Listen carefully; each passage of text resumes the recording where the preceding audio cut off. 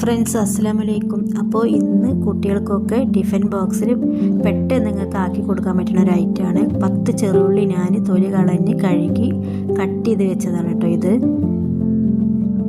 അതിന് ശേഷം അതൊരു പാൻ അടുപ്പിലേക്ക് വെക്കുക. സ്റ്റൗവ് കത്തിച്ച് കൊടുക്കട്ടെ കേട്ടോ. പാൻ നന്നായി ചൂടാവണം കേട്ടോ. ഒന്ന് ചൂടായിട്ട് അതിലേക്ക് നമുക്ക് വെളിച്ചെണ്ണ ഇട്ട് കൊടുക്കാം.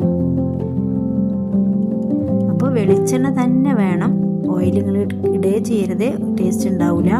വെളിച്ചെണ്ണ ഇട്ടാലേ ഈ ടേസ്റ്റ് കിട്ടുള്ളൂ. 2 ടേബിൾ സ്പൂൺ വെളിച്ചെണ്ണ ഇട്ട് കൊടുത്തത്. അതിലേക്ക് ഇത് കട്ട് ചെയ്ത് ചെറിയ ഉള്ളി. അപ്പം നമ്മൾ എത്ര റൈസ് എടുക്കണോ അതിനനുസരിച്ചിട്ട് വേണം ഉള്ളി ഇട്ട് കൊടുക്കാൻ.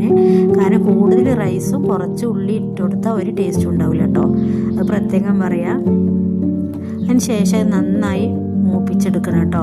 മൂപ്പിക്കുക എന്ന് പറഞ്ഞാൽ ഒരു ഗോൾഡൻ കളർ, അതിൽ കൂടുതൽ കരിഞ്ഞു പോകരുത്. ഇത് അതുപോലെ വൈറ്റ് കളറും പാടില്ല. ഗോൾഡൻ കളർ ആവുന്നവരെ മൂപ്പിച്ചെടുക്കണം.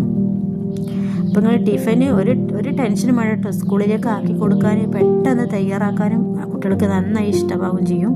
ഇതായിരിക്കും ഒരു പ്ലേറ്റ് ചോറ്. ഞാനിത് ഈ ഉള്ളിലേക്കുള്ള ചോറാണ് കേട്ടോ അത് ഇട്ട് കൊടുക്കുന്നത്. ഞാനിപ്പോൾ ഈ 10 ചെറുള്ളി പറഞ്ഞില്ല, അതിലേക്ക് എത്ര റൈസ് ഇട്ട് പറ്റുക.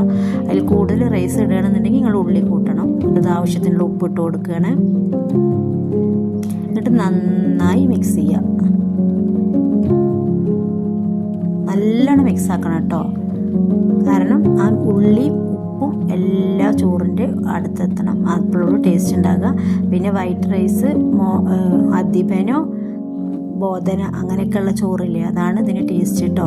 മട്ടരിയിൽ ഞാൻ ഉണ്ടാക്കി നോക്കിയിട്ടില്ല. ഇതിലാണ് എനിക്ക് ടേസ്റ്റ് തോന്നിയിട്ടുള്ളത്. ഇപ്പോൾ റെഡി ആയിട്ടുണ്ട് കേട്ടോ. അത് ഇത്ര സമയം മതി. ഇതിലൊരു മുട്ട പൊരിച്ചതും ഉണ്ടെങ്കിൽ കുട്ടികൾക്ക് സൂപ്പറായിട്ട് സ്കൂളിലേക്ക് കൊടുത്തുവിടാനാവും. അപ്പോൾ ഇൻഷാ അല്ലാഹ് മറ്റൊരു വീഡിയോ ആയിട്ട് വരാം. ബായ്.